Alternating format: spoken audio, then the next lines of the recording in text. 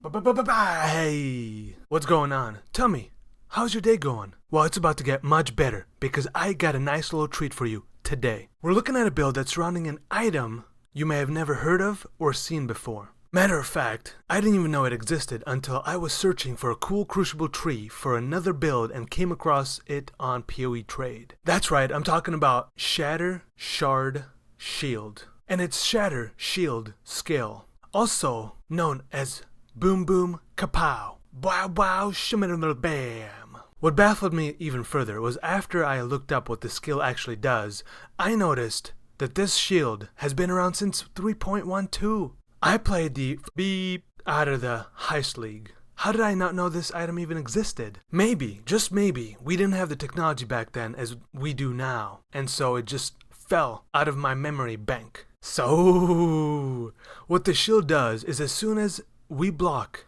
it explodes, implodes, shatters, disintegrates, explanitates. You get the idea. And does a whopping 163 to 244 base spell physical damage per 1% shield quality to nearby enemies. I decided to go all in and get myself a nice additional quality on said shield via the Crucible Furnace. At first, I would only buy the crispest of shields, thinking I was going to get the shield of my dreams with a perfect 16% quality passive node on my first few tries. Well, after my 20th shield that I furnaced, I started buying them left and right, not giving a hoot what the explicit rolls were since I lost all hope. Yeah.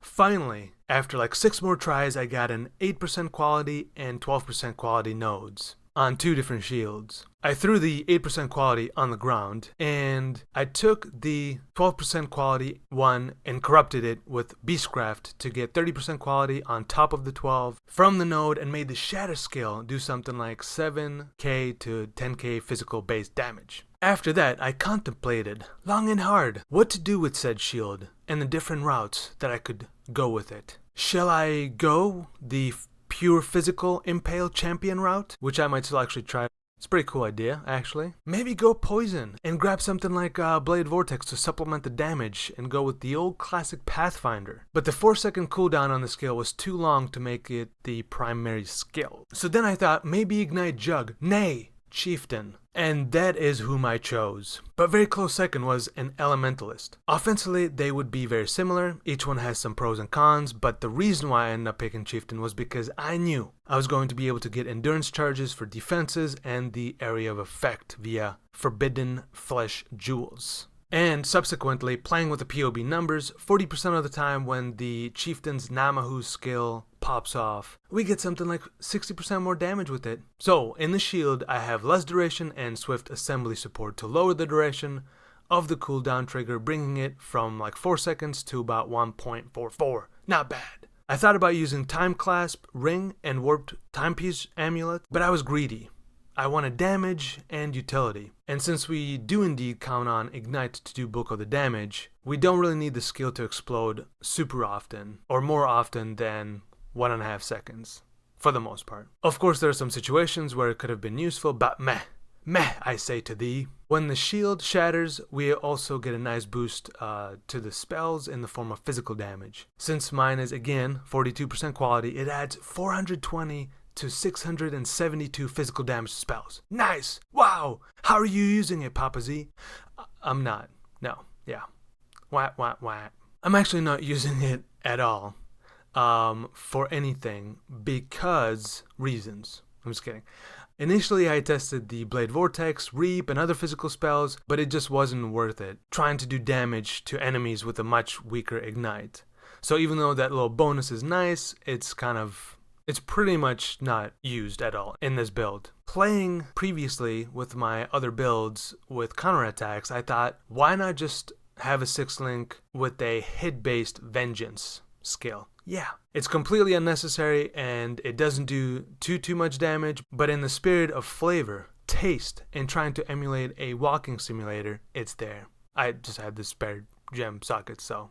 And since the Shatter skill itself is very powerful, the rest of the build and most of the passive tree is focused on defenses. Alright, let's go over the gear. Mace, 40 chaos. As Chris intended, I slammed +1 to fire skills. Completely unnecessary for this build, but I thought that was pretty cool. So I had to show it off. The one time I didn't need a big old slam, and it actually came through. Hey, look at this. Yeah, I'm not lying.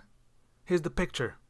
Yeah, 40C for this butte. Here's the shield, of course, and the 12% quality. The rest of the nodes are whatever. Helm, I tried to get negative to enemies' resistances, but settled for this because I needed all those beautiful affixes. Brass dome, nice, self-explanatory. Legacy boots with endurance charge, nice. Decent gloves with resistances and life. Nice amulet with physical as extra fire and damage over time multiplier with the additional endurance charge anointment. Endurance ring that I stole from another build and I just rerolled it. Nothing special besides the endurance charge. Barracks respite to spread the love over to the enemies that want it the most. And belt that I've used on like 7 other builds now. It's just good. It fit everything I needed, so I use it. I got the Lethal Pride jewel that gives me a bit of damage and life, and it was cheap. And the Forbidden Jewels for unyielding. Again, just being greedy with the damage and AoE. I didn't do this, but for bosses or harder content, going unrelenting would be the better play, especially if you need the chaos resistances or you plan on just bossing with this beautiful build, which you could do, probably. Asterisk. And that's it. That's the beauty of this build. Clean, simple, straightforward, sort of. Let me know if you have any questions. Thanks for watching, and I'll see you next time with another beautiful video.